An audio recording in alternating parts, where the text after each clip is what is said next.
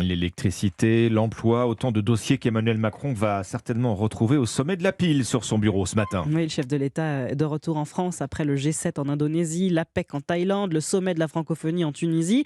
Place désormais aux affaires nationales, Jacques Serret, avec effectivement des sujets brûlants, hein. Oui, des dossiers qu'il a suivis toute la semaine dernière, à distance, se tenant informé de leur évolution. C'est en tout cas le message de son entourage. Emmanuel Macron tient à faire savoir qu'il n'a pas délaissé les sujets nationaux, alors que les dossiers sont nombreux sur son bureau de l'Élysée. Immigration avec l'Océan Viking, énergie avec la crainte de coupure d'électricité, pouvoir d'achat avec la fin de la remise carburant, ou encore l'épineuse question de la réforme des retraites. Ça s'accumule, mais sur chacun d'entre eux, le chef de l'État a sa stratégie pour ne pas se laisser déborder. Exemple avec l'accueil des migrants de l'Océan Viking qui a tourné au fiasco.